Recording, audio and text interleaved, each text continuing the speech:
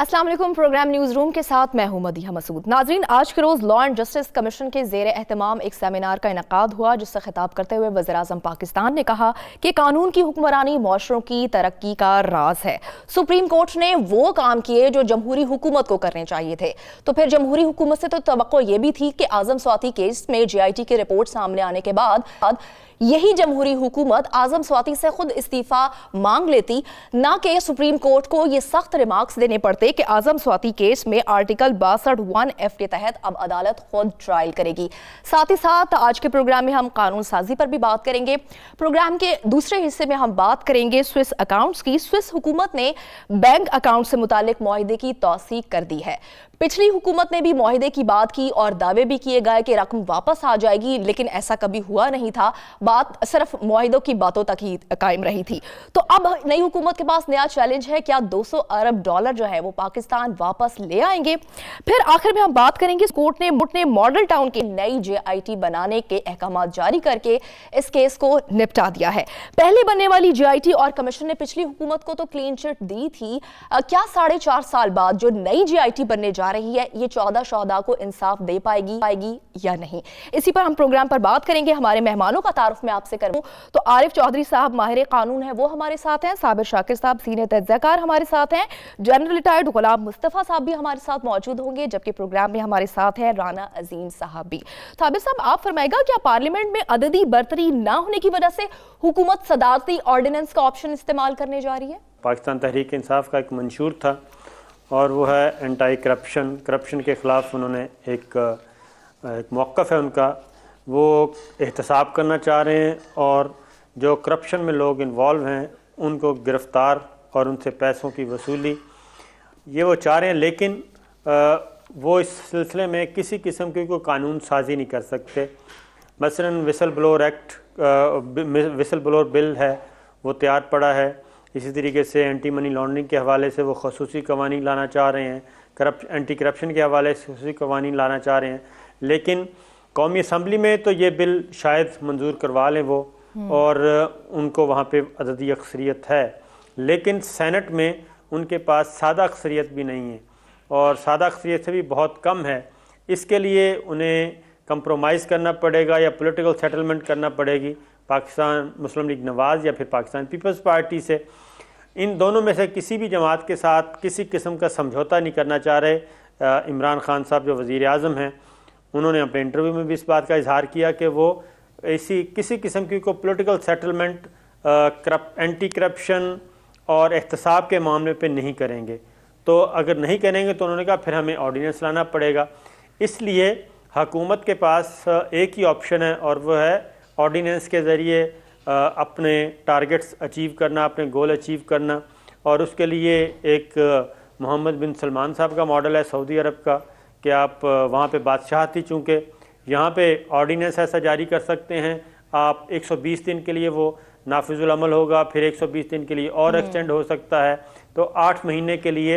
ये काम कर सकता है। लेकिन अगर ये नहीं है तो मामूल की जो कवानीन मौजूद हैं उनके तहत आप किसी भी बड़े आदमी को नहीं पकड़ सकते, क्योंकि नैब जो है वो गवर्नमेंट के अंडर नहीं है, वो इंडिपेंडेंट है, ऑटोनमस है, वो अपने तरीके से अपनी रफ्तार से चलेगी। उस पर भी वज़ीर-ए-आज़म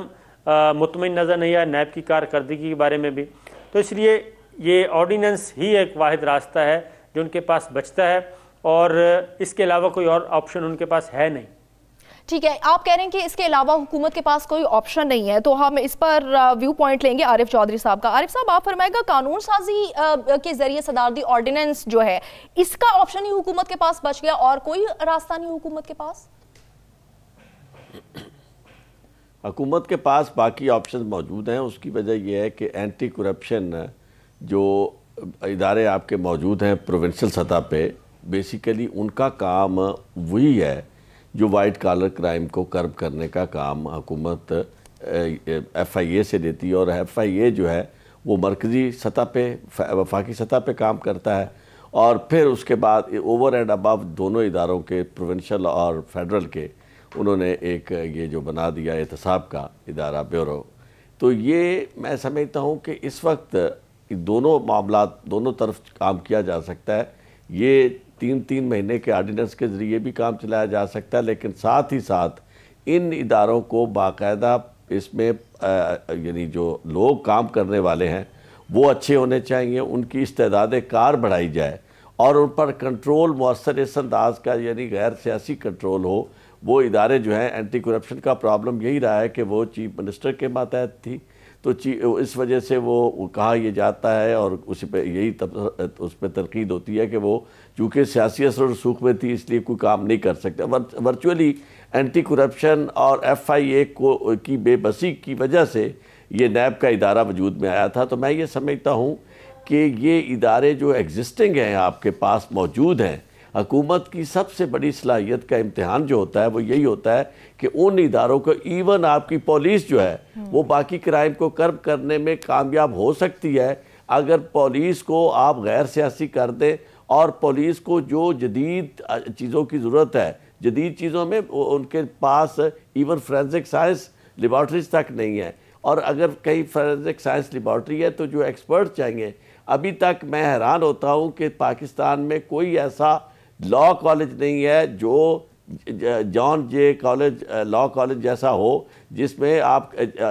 جان Jay college of justice criminal justice, یہاں آپ کو کرمنل جسٹس سسٹم جو ہے باقاعدہ پڑھانا پڑے گا، اس کی ٹریننگ دینا پڑے گی، اور آپ کے افسران جو ہیں تفتیش میں خاص طور پر ابھی تک آپ نے تفتیش کا کام انہی لوگوں سے لے رہے ہیں جو پولیس میں ہیں، اور بلکہ یہ جو باقی ادارے ہیں وہاں بھی آپ کے وہی لوگ ہوتے ہیں جو پولیس میں بھرتی ہوتے ہیں، انہی کو آپ اینٹی کرپشن میں بھیج دیتے ہیں اور وہی FIA میں چلے جاتے ہیں۔ اس سے کام نہیں چلے گا۔ آپ نے اگر یہ ادارے بنائے ہیں تو ان کو اسپیشلائز ٹریننگ دینا ضروری ہے، ہر تفتیشی جو ہے اسے تفتیش کے جدید طریقوں سے باخبر ہونا ہوگا، اور جب تک اور وہ جدید میتھڈالوجی جو ہے جب تک وہ اور ماڈس آپرینڈائی استعمال نہیں کرے گا کہ ہر جگہ لوگوں کو کورس کر کے زبردستی ان کو پریشرائز کر کے اور اقرار اور اقبال جرم کرایا جاتا ہے، اور پھر اقبال جرم جو ہے اس پولیس کے سامنے اس کی کوئی حیثیت نہیں ہے۔ تو یہی وجہ یہ ہے کہ ایسی ہے کہ جس کی وجہ سے آپ دیکھیں کہ ایسے کرائم جن کے بارے میں وہ انرتھ بھی ہو جاتے ہیں، ایویڈنس بھی آ جاتی ہے، لیکن وہ ایویڈنس چونکہ قابل قبول نہیں ہوتی تو عدالتوں میں جا کر وہ ناکام ہو جاتے ہیں۔ تو اس لیے قانون سازی کا عمل بھی کرنا ضروری ہے، لیکن اس کے ساتھ ساتھ آپ کی جو یہ ایگزسٹنگ ادارے ہیں ان کو آپ پراپرلی ان کو ری آرگنائز کریں اور ان میں ان کی استعداد کار کو بڑھائیں۔ ٹھیک ہے، جنرل ریٹائرڈ غلام مصطفیٰ صاحب آپ فرمائے گا کیا پارلیمنٹ میں عددی برتری نہ ہونے کی وجہ سے حکومت صدارتی آرڈیننس کا آپشن استعمال کری یا اپوزیشن سے ہاتھ بھی ملا لینا چاہیے اس معاملے میں؟ دیکھیے، ایک تو جو PTI کا منشور ہے اگر تو اس کے مطابق اپوزیشن سے بات کرنا چاہے گی تو شاید وہ بات کر لیں گے، لیکن جو چیزیں نظر آ رہی ہیں جو عمران خان صاحب کے بار بار جو بیانات آ رہے ہیں، جو انٹرویوز دیے ہیں انہوں نے، اس سے تو لگتا یوں ہے کہ اپوزیشن پارٹیاں کبھی ان کے ساتھ مل کے بیٹھیں گی نہیں، کیونکہ کوئی شخص بھی اپنے گردن خام خواہ پھانسی کے پھندے میں ڈالنے کو تیار نہیں ہوگا۔ آپ دیکھ لیجئے گزشتہ جو 10 سال کا جمہوریت کا دور ہے ہمارا، اس میں اس قسم کی کوئی قانون سازی نہیں کی گئی۔ اب نیب پہ بہت انگلیاں اٹھائی جا رہی ہیں، لیکن نہ تو نواز شریف صاحب نے نہ اس سے پہلے زرداری صاحب نے نیب کو ٹھیک کرنے کی کوشش نہیں کی، یا کم از کم وہ کچھ کرنے کی کوشش نہیں کی جس کی اب وہ خواہش کر رہے ہیں۔ تو اس لیے اپوزیشن سے میں سمجھتا ہوں بات کر کے یا ان کے ساتھ کوئی سودے بازی کر کے اگر عمران صاحب آگے بڑھنا چاہتے ہیں تو پھر ان کے لیے مسائل بہت بڑھ جائیں گے، اور اپنے منشور سے وہ نہ صرف ہٹ جائیں گے بلکہ پھر وہ ایک آرڈنری جو ہے وہ وزیر اعظم کے طور پہ سامنے آئیں گے، تو یہ شاید نہ ان کو قبول ہے نہ قوم یہ قبول کرنے کو تیار ہے۔ اس لیے ایک دوسرا مسئلہ جو سب سمجھتے ہیں، چودھری صاحب مجھ سے بہتر جانتے ہیں، یہ کہ پاکستان کا جو نظام عدل ہے وہ اتنا بوسیدہ ہو چکا ہوا، پرانا ہو چکا ہوا ہے کہ آج کے دور کے جو تقاضے ہیں ان کو پورا نہیں کرتا۔ قوانین کی ہمارے ہاں کمی نہیں ہے، لیکن قوانین کی جو ایک ربط ہونا چاہیے، یا جس میں آپ سمجھے کہ آپ جو برٹش لاز ہیں ان کو دیکھ لیجیے، جا کے مقدمہ شروع ہوتا ہے، جب تک ختم نہیں ہوگا اس کی ہیئرنگ نہیں ختم ہوئے گی، اس کی ساری وکیل آئیں نہ آئیں، وہ وکلاء کی اور کلائنٹس کا اپنا مسئلہ ہے۔ اس قسم کے بہت سارے ایسے کام ہیں جو کرنے والے ہیں، اگر تو سب مل کے ایک ایز اے پیکج ڈیل کرنا چاہیں تو وہ شاید پاکستان کے لیے بہت بہتر ہوگا۔ اور میری یہ بار بار یہ خواہش رہی ہے اور میں عرض بھی کرتا ہوں کہ پاکستان کی اعلیٰ عدلیہ میں جو مقدمات چل رہے ہیں وہ تو ہیں ہی ہیں،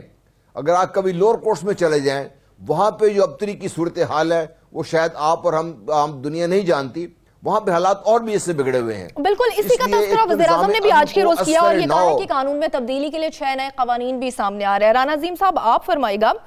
کہ قانون سازی کے لیے قائمہ کمیٹیوں کی اہمیت کیا ہے، اس پر ذرا ایک روشنی ڈالیے، اور دوسرا یہ بتائے گا اپوزیشن کتنی سیاسی مجبور ہے لیجسلیشن کا حصہ بننے کے لیے؟ دیکھیں اپوزیشن مجبور بالکل نہیں ہے، نہ اپوزیشن مجبور ہوگی. مجھے سمجھ نہیں آ رہی کہ خان صاحب نے فیصلہ کر لیا، صدارتی آرڈیننس کی بات بھی کر رہے ہیں، صابر شاکر صاحب بھی کر رہے ہیں، عارف چوہدری صاحب بھی کر رہے ہیں. کیا جمہوری حکومت میں ایک طرف خان صاحب خود نعرہ لگا کے جمہوریت کا آئے تھے، ہم بھی ان کی اس فیور میں تھے. جمہوری حکومت میں جب آپ ایک صدارتی آرڈیننس لے کر آتے ہیں تو کیا وہ آرڈیننس چیلنج نہیں ہوگا؟ اور وہ اپوزیشن جو اس وقت تک متحدہ ہونے کے باوجود بھی متحدہ نہیں ہے، کیا وہ اپوزیشن پھر اس پہ متحد نہیں ہو جائے گی؟ اور کیا اس سیاسی پریشر کو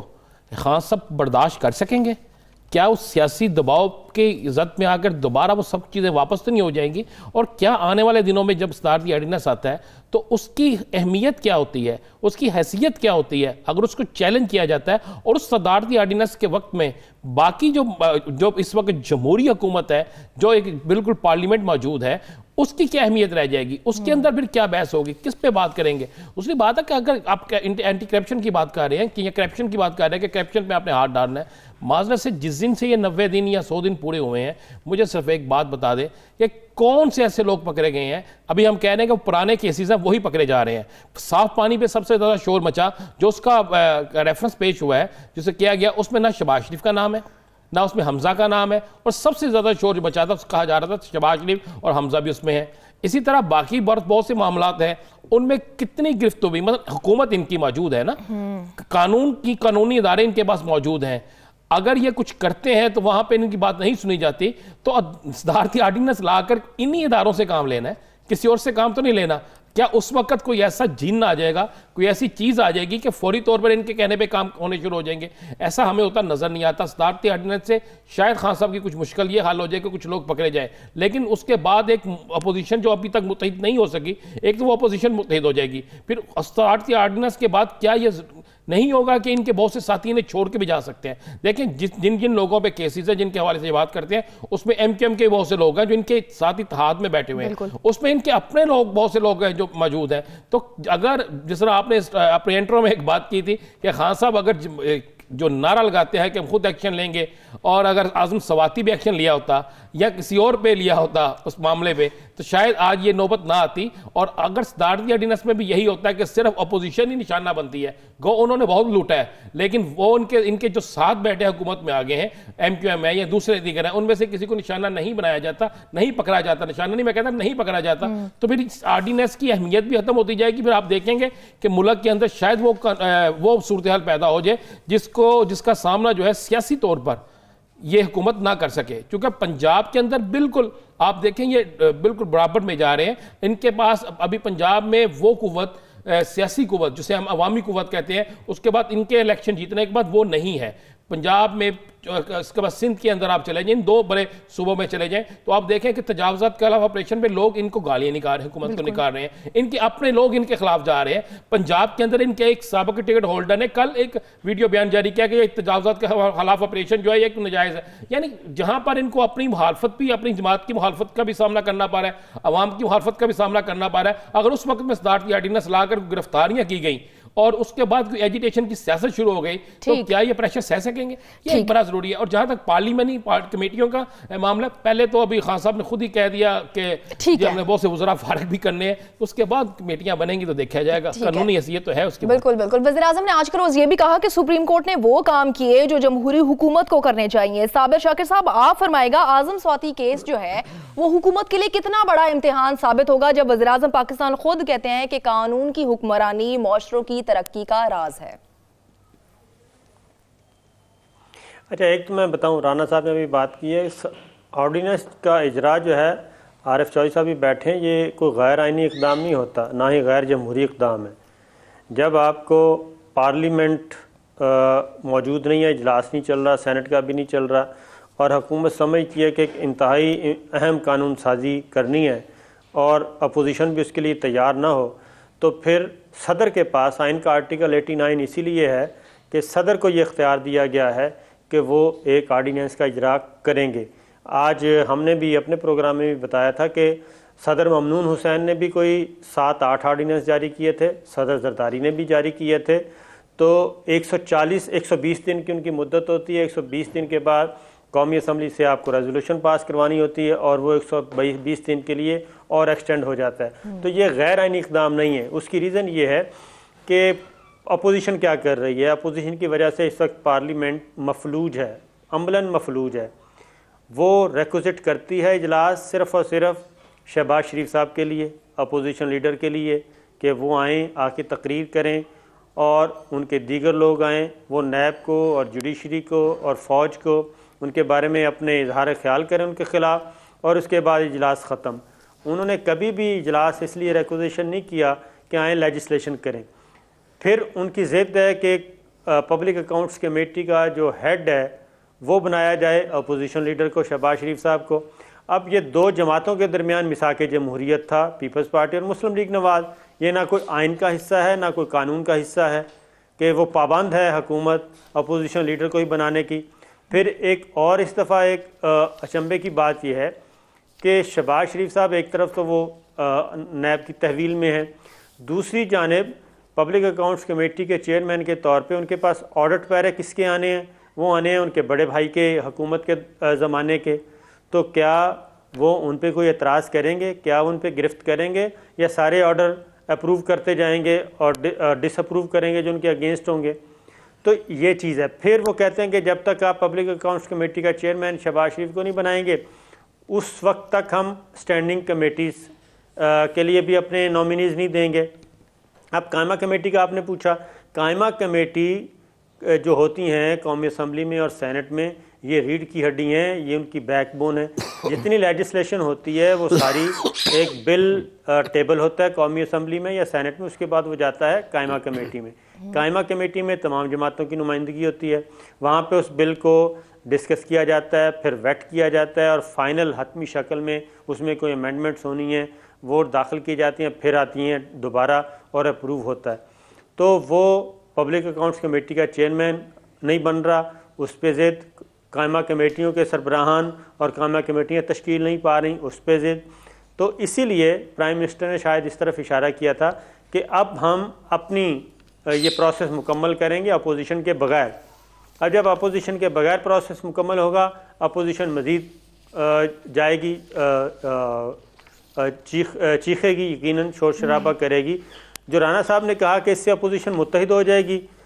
تو آئی تھنک عمران خان کی بھی اسٹریٹجی یہی ہے کہ وہ کرپشن، احتساب، اس معاملے پہ جب لیجسلیشن لے کے آئیں گے وہ انہوں نے نہیں کرنی، آرڈیننس لے کے آئیں گے، ان کی گرفت ہوگی، یہ شور شرابہ کریں گے، احتجاج کریں گے، تو پھر اس کے بعد ان کے پاس یہ آسان راستہ ہوگا کہ مجھے کام نہیں کرنے دیا جا رہا، اپوزیشن تعاون نہیں کر رہی، میں لیجسلیشن نہیں کر سکتا، کسی کو پکڑ نہیں سکتا، لہٰذا نئے مینڈیٹ کی ضرورت ہے، تو وہ نئے انتخابات کی طرف جا سکتے ہیں۔ تو بنیادی طور پہ عمران خان چونکہ وہ کہہ چکے ہیں اپنے انٹرویو میں کہ کیپٹن کوئی بھی اسٹریٹجی بنا سکتا ہے، آپشن اے بی سی، تو وہ پلان اے بی سی انہوں نے رکھا ہوا ہے۔ اسی لیے اپوزیشن نے بھی جب گورنمنٹ کو پتہ چلا اپوزیشن کو کہ یہ صدارتی آرڈیننس کے ذریعے گرفت کرنا چاہ رہے ہیں، تو اس پہ اب کھلبلی مچی ہوئی ہے اپوزیشن بینچوں پہ۔ تو یہ گیم چل رہی ہے، دیکھنا یہ ہے کہ کون کمپرومائز کرتا ہے اور کیسے آگے گیم چل رہی ہے، اب دیکھنا یہ ہے کہ کون کمپرومائز کرے گا۔ سوئس حکومت نے بینک اکاؤنٹ سے معاہدے کی توسیع کی ہے، معاملہ ہے $200 ارب کا۔ کیا یہ پاکستان واپس آئیں گے؟ حکومت کے لیے نیا چیلنج، اسی پر بات ایک بریک کے بعد۔ سٹے ود اس۔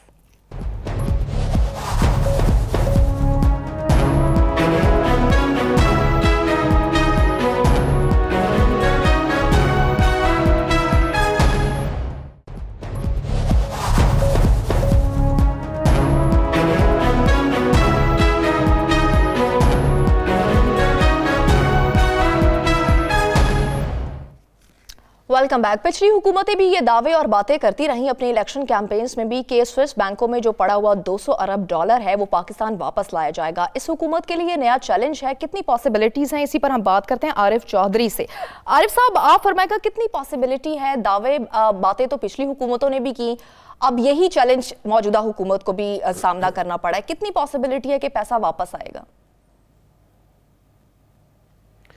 بات یہ ہے کہ یہ سارے کا سارا معاملہ ول پہ ڈیپینڈ کرتا ہے اور آپ کے کام کرنے کے ڈٹرمنیشن کے اوپر. جہاں تک معاہدات کا تعلق ہے، ان معاہدات کے علاوہ بھی ساورن کنٹریز جو ہیں ان کے درمیان کووننٹس موجود ہیں کہ آپ کی عدالت کی جو ڈکری ہے وہ اسی طرح انفورس ہوگی جس طرح آپ کی اپنے ملک میں ہونی ہے، دوسرے ملک میں بھی اسی طرح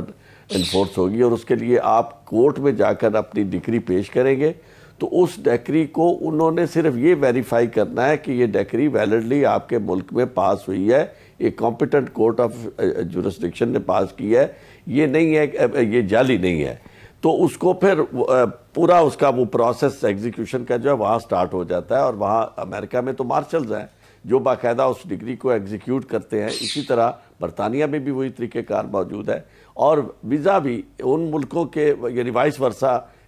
یہی طریقہ کار موجود ہے کہ اگر وہاں کے ڈگری ہمارے یہاں آتی ہیں تو یہاں بھی وہ ایگزیکیوٹ ہوتی ہیں. تو معاملہ یہ ہے کہ اب تک کسی حکومت نے بھی کوشش نہیں کی کہ ان ڈگریز کو پراپرلی ایگزیکیوٹ کرانے کے لیے کوئی طریقہ کار اختیار کیا جائے. اور دوسری، اب تک جو پاکستان کی حکومت کا سب سے بڑا مسئلہ رہا ہے کہ پراپر لیگل ریپرزنٹیشن کسی کیس میں نہیں ہوئی. آپ دیکھیں گے کہ انٹرنیشنل کورٹ آف جسٹس ہو یا جہاں کہیں بھی ہمارا معاملہ باہر ہندوستان کے ساتھ کیسز تھے تو ہم نے شکست کھانا پڑی عدالتوں میں، ہم وہاں سے ہارے ہیں. کوئی ایسا کیس نہیں ہے جسے ہم یہ کہہ سکیں فخریہ طور پر یعنی کہ ہم وہ کامیاب اس پہ ہوئے ہیں. تو اس لیے بنیادی طور پر آپ کو حکومت کو یہ چاہیے کہ وہ اگر اس کے پاس ویل موجود ہے تو اس کے لیے انہیں لا ایکسپرٹس جو ہے وہ بھی ایسے ہونے چاہیے کہ جو ماہر ہوں اور جو جا کر وہاں پر، اور پھر یہ ہے کہ پراپرلی ڈیکریز جو ہے ان کو فائنل ڈگری ہونا ضروری ہے. اس معاملے میں یہ جنرل صاحب کی بات سے میں اتفاق کرتا ہوں کہ کورٹس کا آپ کا معاملہ جو ہے وہ ایکسپیڈیشیس ہونا چاہیے، سپیڈیلی آپ وہ فیصلے کریں. ورنہ یہ ہوتا ہے کہ ایک ڈگری اگر پاس ہو بھی جاتی ہے تو وہ ڈگری فائنل ہونے تک سپریم کورٹ تک جاتی ہے تو تب فائنل ہوتی ہے. تو فائنل ہونے تک پھر اس میں ریویو بھی آ جاتا ہے. تو یہ ساری جو ٹیئرز میں سے جب وہ گزرتی ہے تو اس وقت تک وہ سارے کا سارا بالکل آپ کا کہنا ہے کہ نیک نیتی سے اگر کوشش کی جائے تبھی کیس کو منطقی انجام تک پہنچایا جا سکتا ہے. رانا عظیم صاحب آپ فرمائے گا 2013 کے الیکشن مہم میں بھی شہباز شریف نے یہ دعویٰ کیا، باتیں کی کہ تمام پیسہ واپس لے کر آیا جائے گا، لیکن کئی سال گزر گئے، پیسہ آج تک واپس نہیں آیا. تو کیا نیت میں کھوٹ تھی؟ جی بالکل نیت میں بھی کھوٹ ہے اور دوسرے کچھ مسائل بھی ہیں بہت سے. اگر جہاں تک میں نے عارف چودھری صاحب کی بات کا بالکل اتفاق کرتا ہوں. دیکھیں ایک چیز ذہن میں رکھیے گا کہ ہم سے پہلے آپ تھوڑا سا پیچھے چلے جائیں تو بھارت نے یہ ایک کمپین شروع کی تھی اور بڑے زور سے شروع کی تھی، اور میں سمجھتا ہوں کہ سفارتی سطح پر اور اثر و رسوخ کے حوالے سے بھارت ہم سے بہت آگے ہے. تو وہاں بھی انہوں نے متحدہ عرب امارات سے لے کر سوئس بینک سے باقی لوگوں سے پیسے واپس منگوانے کی کوشش کی تھی اور بڑا وہاں پہ ایک کمپین چلی. مگر آپ دیکھیں کہ وہ ملک بھی مکمل طور پر اس پہ فلاپ ہو گیا. اب مجھے ایک بات بتائیں، میرا ایک ملک چلتا ہے کسی باہر سے چاہے کوئی لوٹ کے پیسہ لائے، کسی طریقے سے لائے، میری اس بات سے شاید میرے ساتھی اختلاف کریں گے، لیکن آہستہ آہستہ جب وقت آئے گا تو یہ حقیقت سامنے آ جائے گی. تو میں اس اپنے ملک کے بینکوں میں وہ پیسہ رکھواؤں باہر سے لا کے، کس طرح میں واپس کروں گا؟ اپنی اکانومی کو میں کس طرح تباہ ہونے دوں گا؟ کس طرح میں اپنے لوگوں کو جو وہاں پہ آ کے پیسہ رکھتے ہیں، انویسٹ کرتے ہیں، لگاتے ہیں، ان کا اعتماد ختم کروں گا؟ دیکھیں ان کے معاہدے ہو گئے، سب کچھ ہو گیا. مجھے صرف ایک بتا دیں کہ ابھی تک ہم نے ایک شخص کو پکڑا. انہوں نے کہا جی ہم نے لندن سے ایک شخص کو پکڑ لیا برطانیہ میں، وہ فلاں جو فلاں کا تھا. کیا اس کے بعد کوئی باہر چیز آئی؟ کیا اس کے بعد کوئی چیز آئی؟ اسحاق ڈار بیٹھا ہوا، اس کی تمام چیزیں آپ کے پاس ہیں، آپ کو اس کو لانے کے لیے سوالات کے جوابات دینے پڑتے ہیں، اس کے بعد بھی جا کے کچھ دیکھنا پڑتا ہے. اسی طرح باقی ملکوں میں سمجھتا ہوں کہ بالکل انہوں نے معاہدے کیے ہوں گے، جب تک اس پر عمل نہیں ہوگا، جب تک کسی ایک کی پیمنٹ پاکستان واپس نہیں آئے گی، لوٹی ہوئی پیمنٹ، اس وقت تک میں نہیں سمجھتا کچھ ہوتا. لیکن مجھے نظر نہیں آ رہا، جو حقیقت ہے ہمیں اس کو مان لینا چاہیے کہ ہمیں یہ نظر نہیں آ رہا کہ ایسا ہوتا کو. اگر ایسا ہوتا تو ہم سے زیادہ اثر و رسوخ والا جو ملک ہے وہ شاید اس میں کامیاب ہو چکا ہوتا. ابھی تک تو میں کہہ رہا ہوں کہ ابھی سوئس بینک تو چھوڑے نا جی، بہت دور ہے. کیا متحدہ عرب امارات سے جن لوگوں نے وہاں پہ سب کچھ بنایا ہوا ہے، کوئی 1 روپیہ مجھے بتا دیں جو واپس آئے؟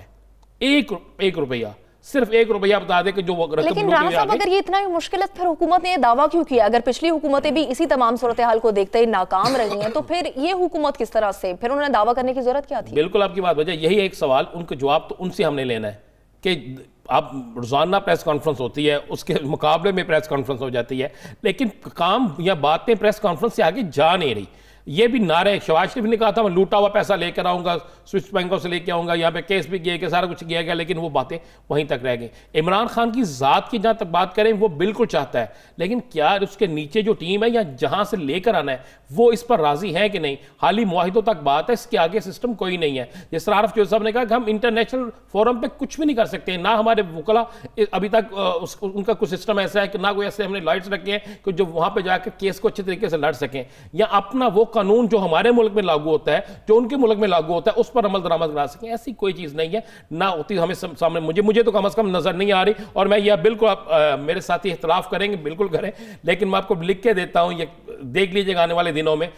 یہ چیزیں صرف کاغذات تک رہ جائیں گی۔ ٹھیک ہے، آپ کو بھی لگ رہا ہے کہ یہ جو ہے صرف دعووں تک کی بات ہی رہے گی۔ ٹھیک ہے جنرل صاحب، آپ فرمائے گا سوئس بینکوں کا معاملہ آصف علی زرداری کے لیے کتنا الارمنگ ہے؟ آپ کو بھی یاد ہوگا کہ یوسف رضا گیلانی وہ اسی وجہ سے برطرف ہوتے کیونکہ انہوں نے اس حکومت کو خط نہیں لکھا تھا۔ دیکھیے کوئی وجہ تو تھی کہ آصف زرداری صاحب نے اپنے وزیر اعظم کی قربانی دے دی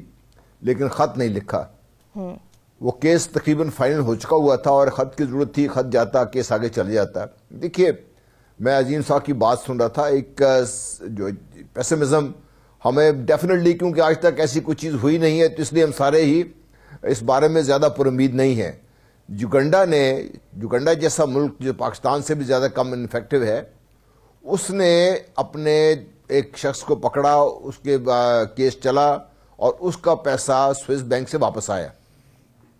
اگر یوگنڈا یہ کر سکتا ہے تو پاکستان بھی یہ کر سکتا ہے۔ ہاں ایشو یہ ہے کہ کیا ہم سیاسی طور پر اتنے مضبوط ہیں کہ ہم یہ کام کرنا چاہتے ہیں؟ پچھلی حکومتوں کے دور میں ہم نے یہ دیکھا کہ ان کے آپس میں جو پولیٹیکل ایکسپیڈینسی تھی، چاہے وہ ملٹری گورنمنٹس تھیں چاہے وہ سیاسی گورنمنٹس تھیں، ان کی وجہ سے معاملات آگے نہیں بڑھے۔ لیکن اب اگر یہ حکومت اپنا فیصلہ کر لیتی ہے، سوئس گورنمنٹ کے ساتھ ابھی تک صرف ایم او یو سائن ہوا ہے، ابھی معاہدے ہونے باقی ہیں، ان معاہدے کی کافی جزیات ہیں، اگر اس تک جائیں گے تو انٹرنیشنلی اب یہ لا بن چکا ہوا ہے امریکن پریشر کی وجہ سے، کیونکہ امریکہ کے بہت سارا پیسہ باہر جا رہا تھا تو امریکنز کو اس چیز پہ پریشانی تھی، انہوں نے مجبور کیا تو سوئس گورنمنٹ نے اس کو ایکسیپٹ کیا، اور اب یہ وہ نہ صرف یہ کہ وہ تمام ڈیٹیلز دیتے ہیں کہ کس شخص کا کتنا پیسہ بنا ہوا ہے کس ملک کا، اگر آپ چاہیں تو، اگر حکومت کے ساتھ باقاعدہ معاہدہ کرتی ہے، اور نہ صرف یہ کرتے ہیں بلکہ اگر آپ کی جو کورٹس ہیں، جس طرح ابھی چودھری صاحب فرما رہے تھے اور عظیم صاحب بات کر رہے ہیں، اگر ہماری کورٹس اس کو اجازت دیتی ہیں تو وہ پیسہ واپس آنے کے لیے دینے کے لیے تیار ہیں۔ جو عظیم صاحب نے بات کی وہ اس سے 2 قدم آگے والی بات ہے۔ یہی میں حال سمجھتا ہوں کہ ساکھ ڈار صاحب کا بھی ہے کہ دوسری حکومتوں کے سیاسی مفادات بھی جڑے ہوئے ہیں اس کے ساتھ، وہ بھی ان لوگوں کو یا ان کے ذریعے پاکستان کو کسی نہ کسی طریقے سے یا تو پریشرائز کرنا چاہتی ہیں یا ان کو استعمال کرنا چاہتی ہیں۔ تو اس لیے یہ ایلیمنٹ بھی اس حکومت کو مد نظر رکھنا پڑے گا کہ کہاں پہ جا کے ان کو سیاسی طور پر ڈپلومیٹیکلی کن حکومتوں کے ساتھ کیسے معاملات طے کرنے پڑیں گے تاکہ جو دعویٰ ہے اس کو وہ پائے تکمیل تک پہنچا سکیں۔ دیکھیے پاکستان کا المیہ یہ ہے کہ ہمارے پاس ایک سیکنڈ ایک مجاز دیجیے، ہمارا ٹوٹل جو قرضہ ہے، بیرونی قرضہ اور اندرونی قرضہ ملا کے تقریباً $100 ارب یہ سے تھوڑا سا زیادہ ہے، اور پاکستان کا جو دبئی میں پیسہ ہے وہ اس سے زیادہ پڑا ہوا ہے، انگلینڈ میں پیسہ پاکستان کے سے زیادہ پڑا ہوا ہے، سوئس بینکس میں پیسہ پڑا ہوا ہے، باقی دنیا میں پورا پاکستان کا پیسہ پڑا ہوا ہے۔ نہ صرف یہ کہ ہم نے قرضہ لے کے وہ پیسہ لوگ باہر لے گئے، بلکہ جو اس ملک کے لوگوں نے اپنی محنت سے کمایا تھا وہ پیسہ بھی باہر چلا گیا۔ ٹریجڈی تو ہے یہ، المیہ تو ہے یہ، اگر اس کو ہم حل نہیں کریں گے تو پھر آپ کیسے اس ملک کو چلائیں گے؟ پیسہ باہر ہی جاتا رہا، پیسہ واپس آنے کی کوئی مثال نہیں بنی، اسی لیے کوئی بھی پر امید دکھائی نہیں دے رہا۔ صابر شاکر صاحب، آپ کا اس پر ٹیک چاہوں گی، آپ کتنے پر امید ہیں؟ کیا جو ملک کا پیسہ ہے وہ واپس آئے گا؟ دوسرا آپ کا کامنٹ چاہوں گی کہ آج شہزاد اکبر نے بار بار اسد عمر کے استعفے کی تردید کی، آخر کیا وجہ حکومت کو بار بار تردید بھی کرنی پڑتی ہے؟ اچھا، وہ تو تردید آ چکی ہے. میرا خیال ہے کہ جو ان کی ٹیم ہے نیچے، governor state bank chairman, FBR security exchange commission کے چیئرمین، اس حد تک تو کچھ تبدیلیاں ہوں گی. تو وزارت جو ہے وہ ان کے پاس ہی رہے گی، اسد عمر صاحب کے پاس ہی. وہ تو تردید آ چکی ہے. وہ اس لیے افواہیں گردش کرتی ہیں جب اکانومی کی، خاص طور پہ جب ڈالر اچانک بڑھ گیا اور روپے کی قدر کمی ہوئی راتوں رات، یہ 2 دفعہ ہوا، تو اس سے صورتحال یہ پیدا ہوئی کہ شاید وزیر خزانہ جو ہیں ان کی گرفت نہیں رہی، اور جو ان کی ٹیم ہے وہ پاکستان کو، حکومت کو کرائسس میں ڈال رہی ہے، اس لیے یہ ہوئی. لیکن جہاں تک بات ہے بیرون ملک جو پیسے پڑے ہیں وہ آ سکیں گے، یہ بات بالکل اس میں کوئی شک نہیں کہ یہ پیسہ واپس کوئی بھی ملک وہ خواہ آپ کا دوست ہے یا دوست نہیں ہے، وہ یہ نہیں چاہے گا کہ ان کے بینکوں میں پڑا ہوا اربوں ڈالر جن سے ان کی اکانومی چل رہی ہے، ان کا ملک چل رہا ہے، وہ پیسہ آپ کو واپس کر دیں. یہ پاسبل ہی نہیں ہے. یہ ایک بڑی لمبی طویل جنگ کرنی پڑے گی، طویل لڑائی ہے، اس کے بعد شاید آپ جزوی طور پہ کامیاب ہو جائیں. اگر تو یہ اسٹریٹجی ہے حکومت کی کہ ہم معاہدے کر کے وہ رقوم واپس لے آئیں گے، تو یہ تو کوئی بھی ملک کرنے والا نہیں. ایون UAE کے بارے میں خود وزیر اعظم کہہ چکے ہیں کہ وہ جو اقامہ ہولڈر ہیں ان کی ڈیٹیلز شیئر کرنے کے لیے UAE کی گورنمنٹ تیار نہیں ہے، کیونکہ وہ سمجھتی ہے کہ یہ ہمارے شہری ہیں، یہاں پہ انہوں نے ہماری شہریت لی ہوئی ہے، اقامہ ہولڈرز کو ایک درجہ دیا ہوا ہے، ان کی انفارمیشن وہ نہیں کریں گے. اگر کوئی بھی ملک، وہ خاص سوئٹزرلینڈ ہے، UAE ہے، کوئی اور ملک ہے، وہ اگر آج یہ کمپرومائز کرتے ہیں پاکستان کو فائدہ پہنچانے کے لیے کہ ٹھیک ہے جی یہ آپ کا 200 پاکستانیوں کی پراپرٹیز ہیں، یہ انہوں نے بنائی ہیں، اتنا پیسہ پڑا ہے، یہ آپ کی ہوئیں، اس کے بعد اس ملک میں کوئی اور انویسٹمنٹ کرنے کے لیے نہیں آئے گا، کوئی اور خریداری کرنے کے لیے نہیں آئے گا. اس لیے وہ کوئی بھی ملک یہ نہیں چاہے گا کہ ان کا اس اعتبار سے کوئی اعتبار اٹھے. اس لیے یہ تو بات بالکل صحیح ہے.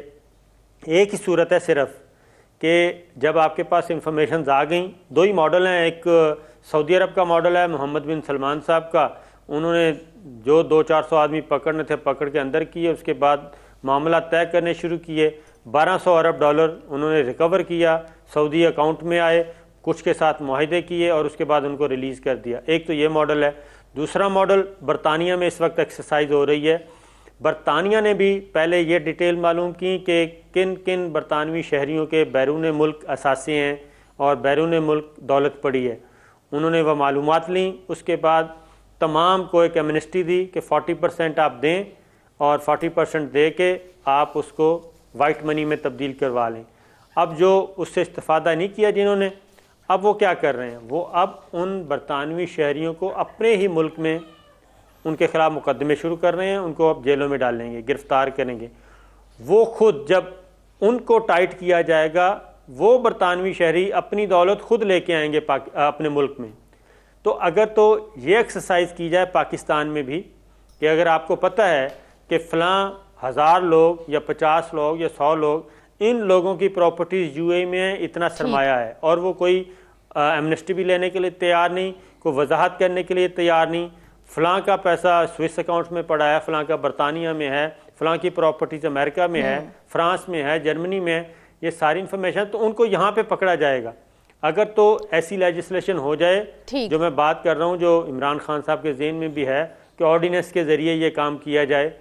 ان کو پکڑا جائے، پکڑ کے وہ خود دولت اگر لانا چاہیں لا سکیں. یہاں پہ جو ان کو بات وہیں آ جاتی ہے کہ اگر نیک نیتی سے حکومت قدم اٹھائے گی تبھی کچھ ہوگا، تبھی 200 ارب ڈالر جو ہے وہ سان آنے کے کچھ چانسز پیدا ہوں گے. سپریم کورٹ نے ثانیہ ماڈل ٹاؤن پر نئی JIT بنا دی ہے. نئی JIT کیا 14 شہداء کو انصاف دے گی؟ اسی پر بات کریں گے ایک چھوٹے سے بریک کے بعد. اسٹے ود اس.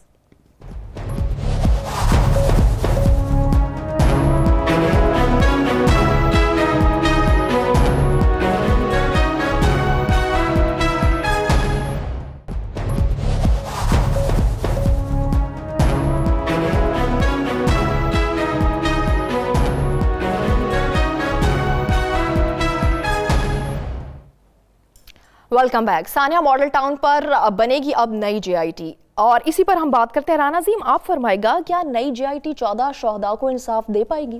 دیکھیں جی بالکل میرا خیال ہے کہ اگر اس حکومت میں بھی انصاف نہیں ملتا اور اس حکومت میں بھی اگر انصاف نظر نہیں آتا تو پھر بالکل کبھی نہیں آئے گا۔ میری جو انفارمیشن ہے، یہ میرے پاس ڈاکومنٹس موجود ہیں، چونکہ یہ ابھی آف دی ریکارڈ ہے، یہ میرے پاس موجود ہے ڈاکومنٹس۔ جی آئی ٹی بن رہی ہے، اور جی آئی ٹی جو بن رہی ہے اس کے میں سب سے زیادہ پرابلم جو آ رہی ہے اس وقت مسلم لیگ نون کے اندر پیدا ہو گئی ہے۔ آج مسلم لیگ نون نے ایک سابق آئی جی مشتاق سکھیرا کو اور 2 معروف بیوروکریٹس جو ہیں جو اس وقت بھی حکومت میں موجود ہیں، ان کو آج اسپیشل یہ ٹارگٹ دیا گیا ہے، اور اس پہ ایک سابق صوبائی وزیر نے خود میٹنگ لی ہے، اور ایک سینیٹر جو ہیں اور سابق آئی جی بھی رہے ہیں وہ بھی انہوں نے بھی اس میٹنگ لی ہے۔ انہوں نے کہا گیا ہے اس سابق آئی جی کو اور اس بیوروکریٹس کو کہا ہے کہ جناب آپ فوری طور پر تمام پولیس افسران سے رابطے کریں، اگر وہ جو اس کیس میں تھے، کیونکہ وہ پولیس افسران جو ہیں ان میں سے 3 پولیس افسر جو ہیں وہ باقاعدہ وعدہ معاف گواہ بننے کے لیے تیار ہیں، وہ ایسے بیانات دینے کے لیے تیار ہیں جس میں یہ ثابت ہو جائے گا کہ فلاں شخص کے کہنے پہ کس کے جہاں میٹنگ ہوئی تھی، کس نے احکامات جاری کیے تھے، کس کی کالز آتی تھی، اور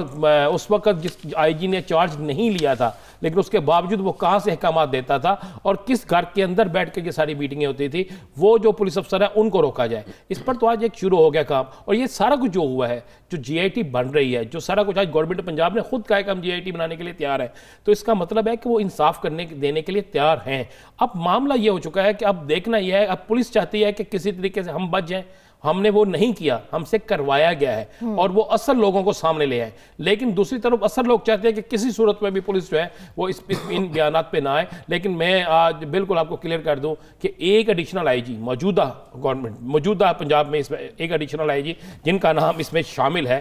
ایک وہ ایڈیشنل آئی جی جو ہیں آج ان کی بھی ڈیوٹی لگی ہے، وہ سابقہ حکومت کے برے کسی وزیر کے کار خاص ہیں، ان کی ڈیوٹی لگی ہے کہ ان پولیس افسروں سے رابطہ کریں، اور شام کو جو ہے وہ جی او آر میں ان پولیس افسران کو اکٹھا کیا گیا، 4 کو جن پہ شک تھا کہ یہ شاید ہمیں چھوڑ کے وعدہ معاف گواہ بن جائیں گے، اور انہیں کہا گیا کہ آپ حوصلہ رکھیں، ہم اس جی آئی ٹی میں کوئی ایسے لوگوں کو شامل کریں گے کہ یہ معاملہ پھر کسی نہ کسی طریقے سے سیٹل ہو جائے اور کچھ نہ ہو، لیکن ایسا ہوتا نظر نہیں آئے گا۔ آپ دیکھ لیجئے گا یہ جی آئی ٹی بنے گی بھی، اور جی آئی ٹی جو بنے گی اس میں دنوں میں ہوگا فیصلہ،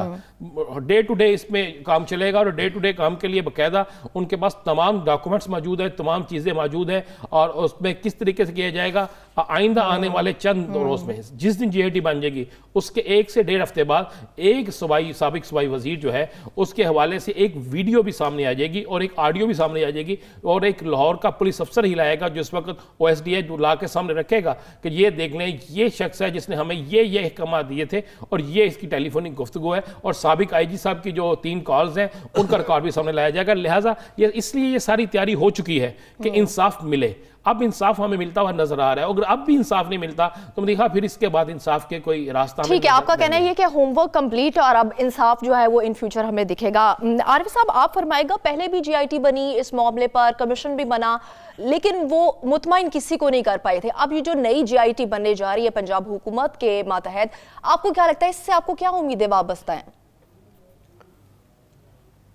بنیادی بات یہ ہے کہ آج جب طاہر القادری پیش ہوئے عدالت میں تو انہوں نے جو سوالات اٹھائے اس میں سب سے امپورٹنٹ سوال جو تھا وہ قانونی یہ تھا کہ جب ایسا کیس جس میں گواہوں کے بیانات اور گواہ بھی جو انجرڈ تھے، جو زخمی گواہ تھے، ان کے بیانات نہیں ریکارڈ کیے گئے، پولیس والوں کے بیانات ریکارڈ نہیں کیے گئے، ملزموں کے ریکارڈ نام جن کے تھے ان کے ریکارڈ نہیں کیے گئے بیانات، اور جو ورثاء تھے ان کے یعنی لواحقین تھے جن کے لوگ قتل ہوئے یا جو یعنی اس میں مارے گئے، ان کے بارے میں ان کے بیانات ریکارڈ نہیں کیے گئے، تو ایسی تفتیش کی بنیاد پر کیسے مقدمہ آگے چل سکتا ہے؟ اور یہ وہ پوائنٹ تھا جس پر کورٹ باقاعدہ کنونس ہوئی، کیونکہ لا یہی ہے کہ انجرڈ وٹنس جو ہے اس کی گواہی بہت زیادہ ضروری ہوتی ہے، اور اس میں تو کوئی گواہی ریکارڈ ہی نہیں ہوئی۔ تو اس لیے آج یعنی 4.5 سال تک جو جتنی خامہ فرسائی ہوئی، جتنا یہ سارا ادھر ادھر معاملہ گیا، جی آئی ٹی بھی بنی اور اس میں عدالت بھی بیٹھی، کمیشن ایک رکنی کمیشن بنا، سب کچھ کے باوجود جو حقائق تھے، جو تفتیش کا طریقہ کار تھا، مروجہ طریقہ کار، وہ نہیں اختیار کیا گیا۔ اور دوسری امپورٹنٹ بات یہ ہے کہ انہوں نے جو پلان کیا ملزمان نے، یعنی گورنمنٹ والوں نے، وہ اس انداز میں کیا کہ ایک تو انہوں نے اس وقوعے سے پہلے پلاننگ کی کہ وقوعہ جو ہے کرنے سے پہلے، یعنی ایڈمیشن بھی آیا جو اس کے ریکارڈ میں موجود ہے اور بیان جو ہوا جسٹس صاحب کے باقر نجفی صاحب کے سامنے، اس میں انہوں نے مانا رانا صاحب نے کہ رانا ثناء اللہ نے کہ جناب ہم میٹنگ کر رہے تھے بیسیکلی اس کام کے لیے کہ جو دھمکی آئی تھی طاہر القادری کی طرف سے لانگ مارچ کی اس کے لیے، اور اس میں یہ جو تھا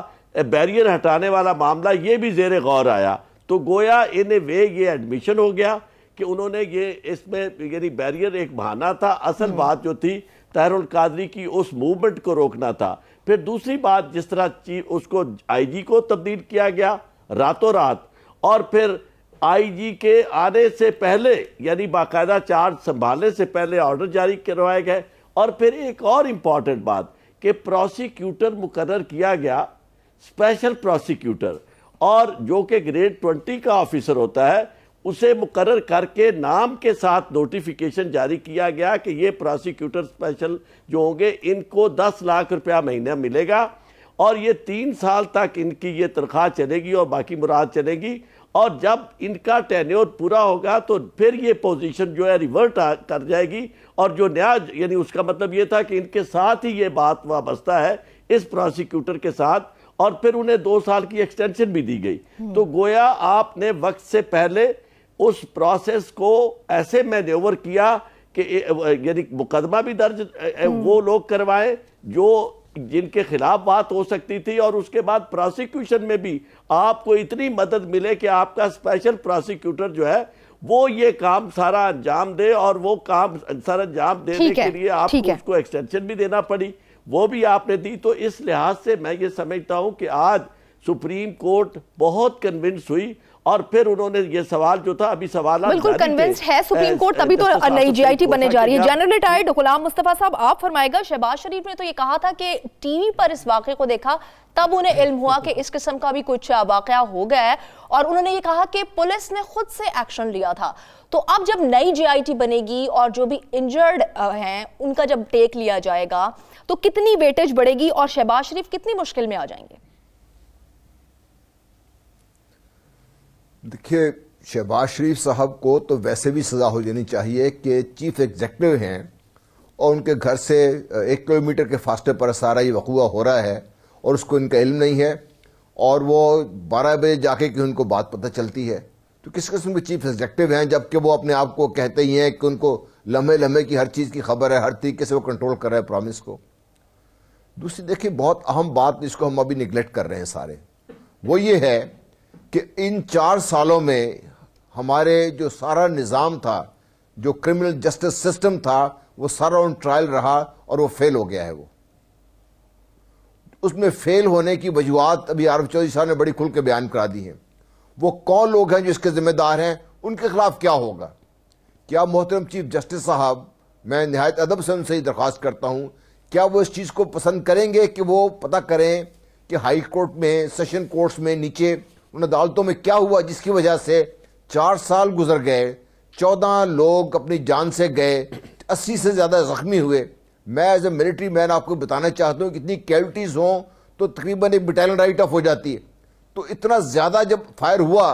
اور اتنا زیادہ فائر اور اتنے کیوٹیز ہوئیں، ان لوگوں کو بھی پکڑنا چاہیے، میں یہ سمجھتا ہوں، تاکہ آئندہ کے لیے یہ تو جے آئی ٹی بن گئی، اب کتنی جے آئی ٹیز بنائیں گے؟ پورے ملک میں جے آئی ٹیز ہی بنتی رہیں گی۔ ہم اپنے جو ایکچولی قانون ہے، جو ہمارا سسٹم ہے، وہ کب ان آپریشن ہوگا، کب اس کو ہم رسپانسو بنائیں گے؟ میں تو یہ سمجھتا ہوں، اور پتہ نہیں چودھری صاحب مجھے اگری کرتے ہیں نہیں کرتے، کہ ہمیں یہ بھی تو پتہ کرنا چاہیے نا کہ ان لوگوں کی وجہ سے فیل ہوا، کیوں فیل ہوا، اور اس کو دور کرنے کی کوشش بھی کی جائے، تاکہ عام آدمی جو جن کی پہنچ نہیں ہے چیف جسٹس صاحب تک یا بڑی کورٹس تک، وہ کیسے انصاف حاصل کریں گے۔ ٹھیک ہے، صابر شاکر صاحب آپ فرمائے گا، model town case Tehreek Insaf حکومت کے لیے کیا امتحان ثابت ہوگا؟ دیکھیں، امتحان تو یہ ہے کہ جے آئی ٹی بنائیں اور جے آئی ٹی جلد از جلد اپنا کام مکمل کرے، اور اس کو 1 سال کے اندر اندر یہ ٹرائل مکمل ہو، تب تو فائدہ ہے۔ اور اگر پھر وہی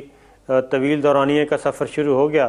تو پھر بہت مشکل ہوگا۔ لیکن اصل بات یہ ہے کہ یہ ماڈل ٹاؤن کا جو کیس ہے، یہ ہمیں بتاتا ہے کہ کس طریقے سے چیزیں مینیج کی جاتی ہیں اور مافیاز کی طرح یہ ملک چلایا جاتا ہے، جیسے عارف صاحب نے بتایا، چودھری صاحب نے،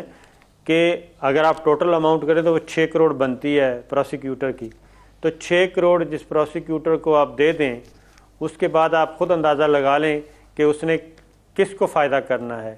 کیا وہ پروسیکیوٹر واقعتاً ایکچوئل ملزمان کے لیے کام کرے گا، ملزمان کو سزائیں دلوانے کے لیے، یا پھر ملزمان کو بچانے کے لیے؟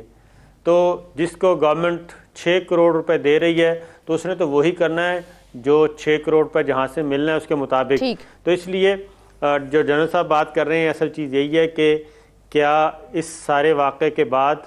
اس بات کا بھی تعین کیا جائے گا کہ 4 سالوں میں 5 سالوں میں جس طریقے سے یہ کھلواڑ کھیلا گیا اور انصاف کے راستے میں رکاوٹیں ڈالی گئیں، بلکہ شہادتیں مٹائی گئیں، ختم کی گئیں تاکہ اصل ملزمان بچ سکیں، تو کیا وہ سارے اس شکنجے میں آئیں گے اور ان کو سزا ملے گی؟ اصل چیز یہ ہے، کیونکہ سانحہ ماڈل ٹاؤن جو ہے، امید تو یہی ہے کہ اب انصاف ضرور ملے گا. قانون کی حکمرانی معاشروں کی ترقی کا ہے، اور یہی راز ہم پاکستان کے لیے بھی چاہتے ہیں. آج کے پروگرام سے مجھے دیجیے اجازت، کل پھر آپ سے ملاقات ہوگی. اللہ حافظ.